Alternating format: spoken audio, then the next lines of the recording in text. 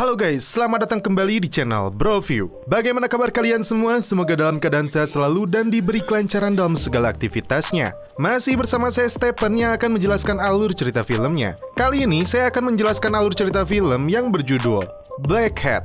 Black Hat menceritakan tentang Ned Hathaway, seorang peretas yang sangat berbakat. Dirinya menjadi tahanan pemerintah Amerika karena aksi pembobolan bank. Namun, dia diberi kesempatan bebas dengan melaksanakan tugas gabungan bersama kepolisian Amerika dan Tiongkok untuk melacak jaringan cybercrime tingkat tinggi di seluruh dunia. Bagaimanakah kisahnya? Langsung saja, sebelum masuk ke ceritanya seperti biasa siapkan apa? Ya tentunya Kopai dan Udbray untuk menemani kalian dalam menonton alur cerita film ini. Dan sekarang kita masuk intro.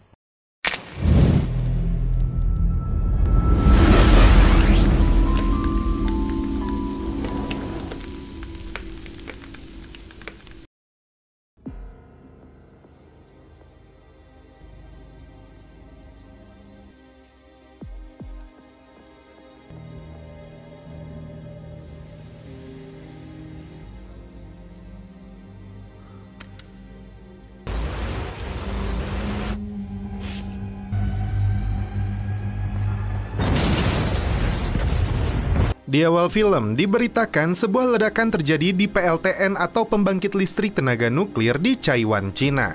Ratusan orang menjadi korban dan langsung dilarikan ke rumah sakit untuk mendapatkan pertolongan. Kebocoran reaktor nuklir ini diperkirakan karena sistem pendingin tidak berfungsi yang mengakibatkan radiasi berbahaya bagi warga sekitar. Dan sosok ini adalah Chen Dawei, pejabat militer dari Kementerian Pertahanan Cina yang ditugaskan untuk menginvestigasi kasus ini. Lalu Shin berpindah ke sebuah penjara. Dia adalah aktor utama dalam film ini yang bernama Nicholas Hathaway.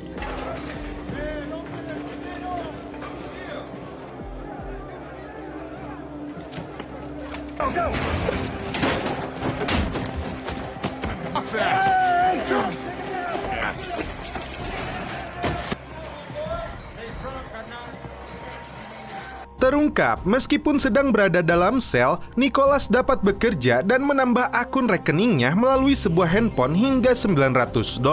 Nicholas dikenal sebagai hacker yang cerdas karena tidak mau mengaku dia dimasukkan ke sel isolasi.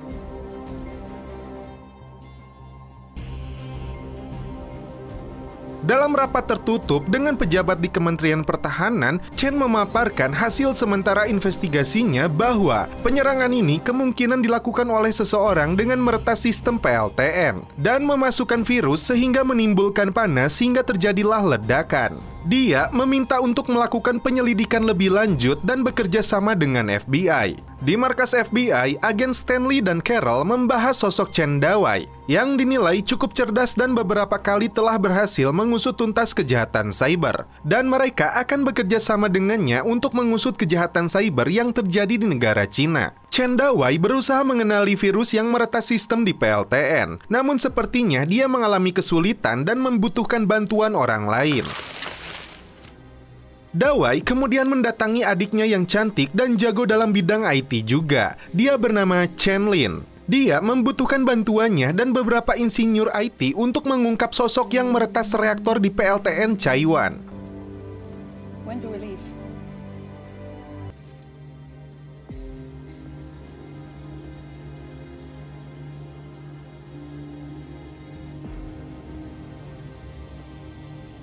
Tak lama, serangan kedua datang, dan kali ini jaringan hacker Black Hat telah menyerang pusat pasar saham di Wall Street. Mereka memanipulasi harga saham soya atau kedelai hingga naik tajam untuk mendapatkan keuntungan yang sangat besar. Dawei yang hadir di markas FBI, dia mendengar pemaparan dari ahli komputer mereka yang bernama Daniel yang dinilai Dawei masih amatiran. Kemudian, Dawei mengusulkan untuk merekrut Nicholas Hathaway, seorang hacker yang sudah berpengalaman selama 15 tahun. Namun, dia juga seorang kriminal yang sudah meretas 4 bank hingga mengalami kerugian senilai $46 juta.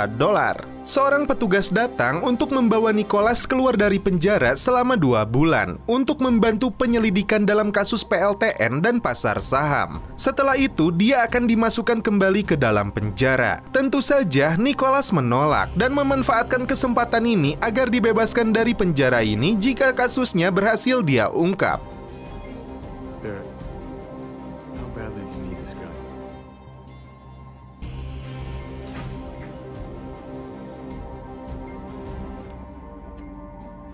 Saat keluar dari penjara, terungkap bahwa Dawai adalah teman kuliahnya Nicholas. Karena rada buraung dengan kecerdasannya, Nicholas berakhir di penjara. Dan kali ini mereka bekerja sama untuk membongkar kejahatan Black Hat. Mereka langsung menuju pusat data di pasar saham Wall Street.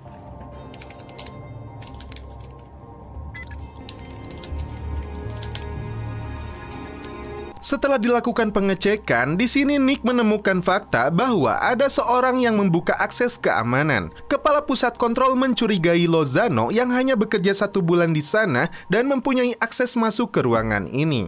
Dan terungkap dari data FBI, dia bernama Alonso Reyes yang pernah dipenjara selama 2 tahun. Mark kemudian mengantarkan Nico dan Lynn ke rumah Reyes. Di kaki Nico juga dipasang alat pelacak untuk mencegahnya kabur. Sementara itu, Carol dan Dawai menemui seorang pengusaha kedelai bernama Gary yang diuntungkan dengan kenaikan harga jual produknya akibat ulah hacker itu. Awalnya, dia tidak mau bekerja sama hingga Carol mengancamnya akan melakukan investigasi resmi dan namanya akan masuk di berita CNN. Nico terkejut saat mendapatkan Reyes telah tewas dengan jarum suntik di tangannya. Dari laptopnya, Nico membalas pesan chat Reyes kepada seseorang yang dicurigai telah menugaskannya. With no IP address. She probably called 911. Nico juga meriset gelang pelacak di kakinya dalam waktu 1 hari. Nico dan Lynn tampaknya mulai menyukai satu sama lain. Mereka sejenak menikmati makan malam di kedai Cina, sambil menunggu orang yang terhubung dengan Reyes yang dia janjikan bertemu di tempat ini. Awal mula Nico dipenjara saat dia memukul seorang pria di bar hingga masuk ke rumah sakit. Setelah keluar dari penjara, dia tidak bisa melanjutkan kuliahnya dan akhirnya dia memalsukan ID-nya. Selama 8 tahun, dia menjadi penjahat internasional. Lynn percaya dia adalah orang yang cerdas dan kuat, karena itulah kenapa dia menyukainya. I believe you're very strong man, very smart man. Sementara itu, Carol dan Dawai menemukan 3 akun yang berbeda yang melakukan transaksi. Saat masuk ke dalam, Nico menemukan sebuah komputer yang terhubung dengan CCTV. Dia sadar hacker itu telah mengintai mereka. Nico mencari tahu asalnya dan ternyata mereka berasal dari Ukraina. Nico langsung mengirim chat dan mengatakan dia adalah manusia hantu. Tak lama, 3 pria datang untuk menghajarnya. Nico langsung melakukan perlawanan dan berhasil melumpuhkan mereka.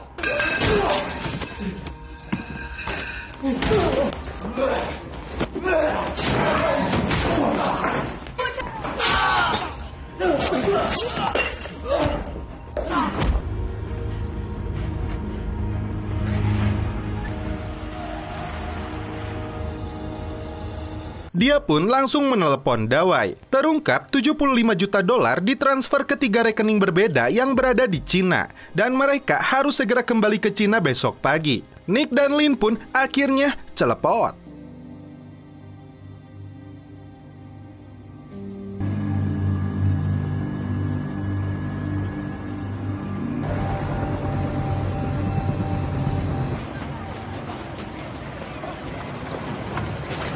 Sesampainya di PLTN Cina, mereka langsung mencari tahu tentang penyebab ledakan PLTN Cina ini. Mereka harus mengambil backup file yang berada di ruang server, namun masalahnya ruangan itu telah terkena radiasi dan cukup berbahaya untuk menuju ke sana. Nico dan yang lainnya datang ke sebuah rumah yang dijadikan lokasi investigasi. Seorang polisi bernama Alex Strang membantu penyelidikan mereka. 3 orang yang menjadi buron mereka adalah Johnny Lee, Yang Lee, dan Samuel Wu. Nico menebak mereka akan mencairkan uang itu dalam bentuk tunai agar lebih mudah dan menghindari pelacakan kepolisian. Dan Nico yakin mereka bertiga bukanlah penjahat sesungguhnya, namun ada mafia yang jauh lebih berbahaya yang mempekerjakan mereka. Nico berhasil menemukan sebuah lokasi yang selalu dikunjungi tersangka mereka. Di sana, mereka langsung meminta bantuan intelijen polisi Cina. Terungkap, tersangka utama mereka bernama Ilyas Kasar yang sering duduk di sebuah taman untuk mengirim pesan. Nico dan yang lainnya mencari petunjuk di taman itu hingga Nico meminjam HP Android untuk melacak sinyal.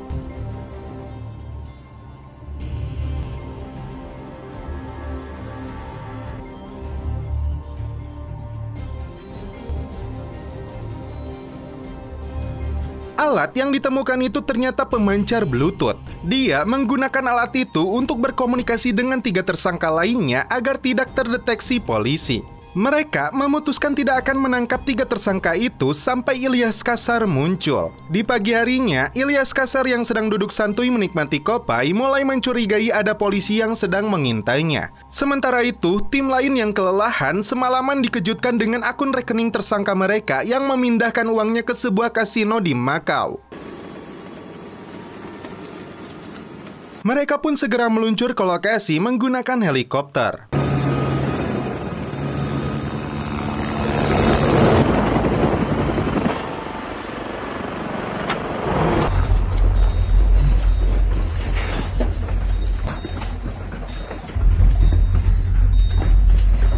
Polisi menemukan intelijen itu yang mengintai Kasar telah tewas. Mereka kemudian meluncur ke sebuah rumah yang dijadikan markas komplotan penjahat ini.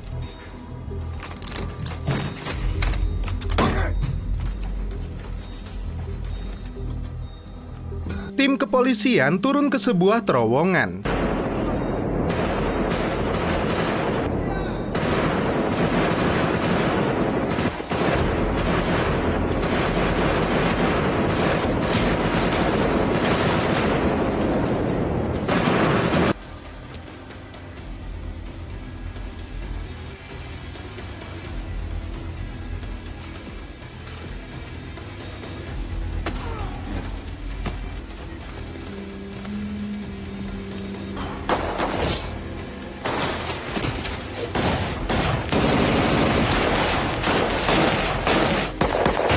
Tim kepolisian banyak yang terbunuh, bahkan penjahat itu meledakkan mereka di dalam terowongan.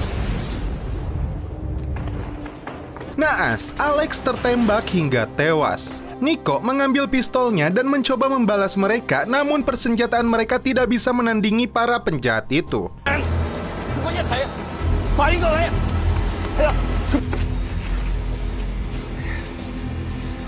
Mereka pun berhasil lolos menggunakan kapal cepat dengan membawa beberapa kantong uang cash. Nico, Dawai ditemani 1 petugas di sana masuk ke ruang server PLTN yang sudah terkontaminasi radiasi nuklir. Tujuannya untuk mengambil hard disk.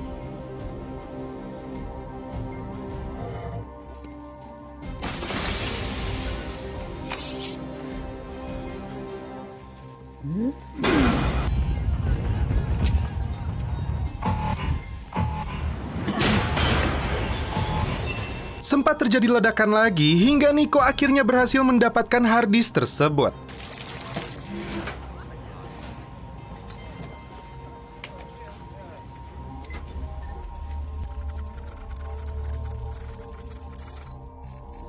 Namun, masalah muncul. Dari harddisk itu ditemukan fragmen yang telah diselimuti virus malware yang menutupi IP address pelaku kejahatannya. Nico berbicara dengan Carol. Dia membutuhkan software Black Widow untuk memperbaiki file ini dan masalahnya itu adalah software NSA. Mereka bisa saja memeriksa fragmen dan memulihkan file asli itu dengan izin NSA. Carol kemudian menghubungi pusat NSA untuk meminta izin agar Nico bisa mengakses Black Widow. Namun ternyata mereka tidak mengizinkannya. Terlebih mereka tahu Nico adalah seorang kriminal cyber. Tak ada pilihan lain, Nico akan meretas Black Widow tanpa persetujuan NSA. Resiko besar ini akan dia tanggung sepenuhnya, dan Lin tetap memilih menemaninya. Sebuah bom diletakkan di bawah mobil Mikik Dawai. Cerdasnya Nico, dia mengirim pesan kepada atasan NSA agar merubah password demi keamanan akunnya. Ternyata itu justru membuat Nico bisa masuk ke akses Black Widow.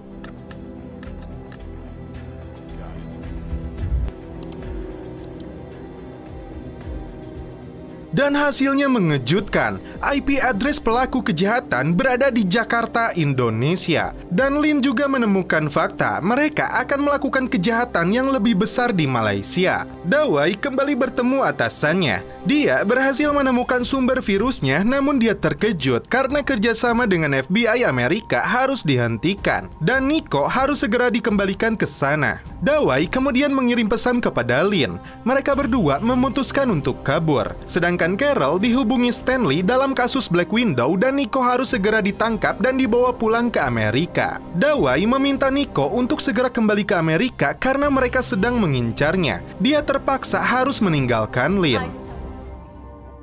Mark dan Carol kembali mengejar Nico dengan petunjuk alat pelacak di kakinya yang sebenarnya sudah di-reset oleh Nico. Mereka berdua tidak punya pilihan, meskipun Nico sudah membantu mereka mengungkap kasus ini. Di tepi jalan, Nico meminta Lin untuk pulang dan melupakan hubungan mereka. Sementara Dawei menunggu di dalam mobil dan tiba-tiba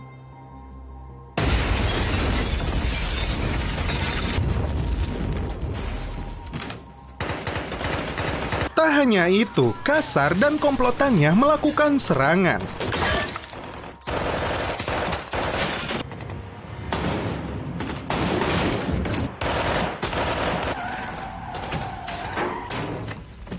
Carol dan Mark yang datang mencoba membalasnya, namun naas, mereka pun tertembak hingga tewas.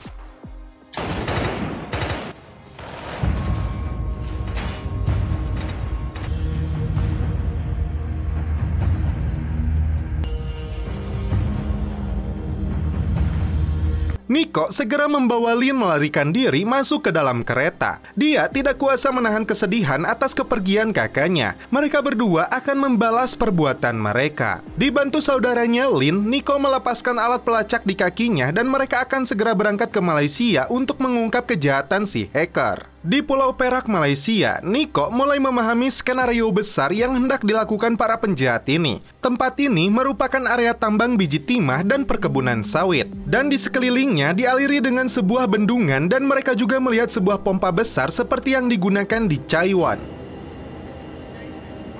Menurutnya, kasus ledakan di PLTN Chaiwan baru sebatas uji coba. Tujuan mereka bukan meledakkan reaktornya, tapi pompanya. Di tempat ini, mereka akan meledakkan pompa, kemudian menjadikan lokasi ini sebagai pertambangan dan uang 74 juta dolar itu akan digunakan untuk membeli timah. Harga timah yang melambung tinggi ini dimanfaatkan oleh mereka yang menjadi satu-satunya pemegang kuasa. Nico dan Lin kemudian berangkat ke Jakarta, tepatnya di Muara Angke. Di sana dia membeli peralatan perkakas, kemudian menginap di sebuah rumah kontrakan kecil. Berbagai peralatan seperti laptop dan jaringan internet mereka persiapkan juga.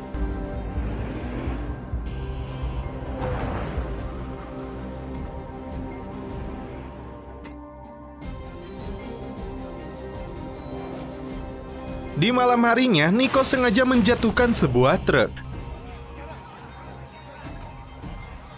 Dia kemudian masuk ke kantor yang rusak itu dan menyamar sebagai teknisi untuk mengambil data.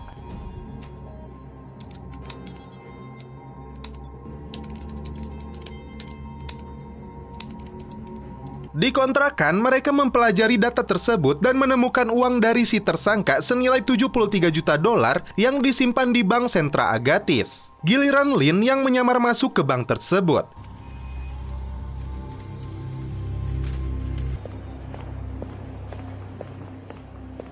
Dia beralasan meminta di-print ulang kertas presentasinya hingga petugas memasukkan flash disknya. Namun justru disitulah Nico bisa dengan mudah meretas akun si tersangka dan mengambil seluruh dana dari rekeningnya ditransfer ke rekening miliknya. Setelah itu dia mengirim email kepada musuhnya. Tak lama, Ilyas Kasar menelpon Nico. Dan terlihat di belakangnya adalah musuh dia sesungguhnya, sang hacker yang bernama Sadak. Kali ini Nico yang memainkan peran karena seluruh uang mereka berada di tangannya. Nico tahu semua rencana mereka dan dia berpura-pura ingin meminta jatah 20% dari rencana mereka di Malaysia. Untuk itu, Nico hanya meminta dipertemukan dengan Sadak dan Kasar tanpa kehadiran anak buahnya. Dia tahu pertemuan ini akan sangat berbahaya. Sementara itu, Lin berbelanja kebutuhan medis untuk situasi darurat dan dia mempertajam obengnya yang akan dia gunakan sebagai senjata.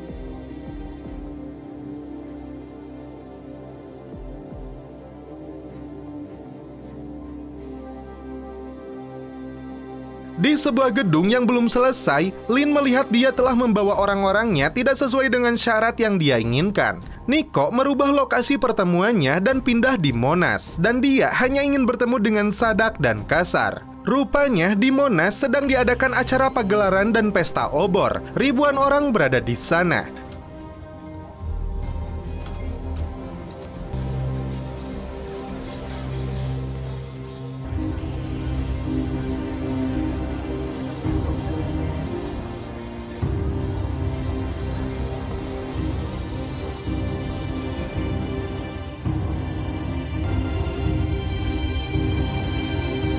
Nico melihat si kasar, namun dia berbalik dan langsung menodongnya.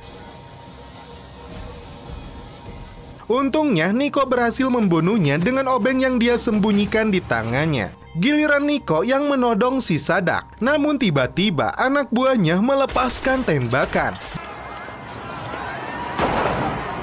Dia pun tertembak, tapi bangkit melakukan tembakan balasan menghabisi anak buahnya. Setelah itu, Nico kembali berhadapan dengan si Sadak.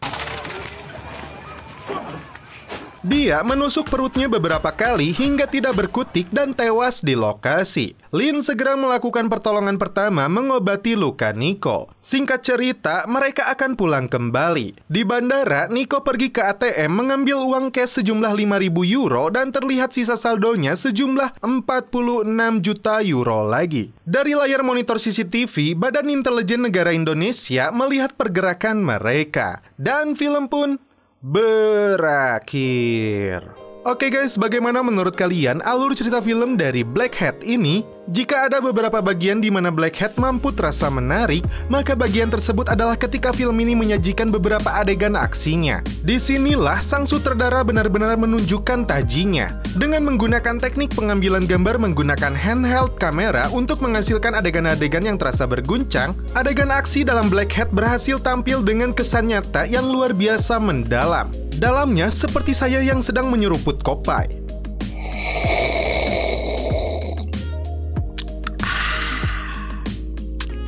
Mantap aja.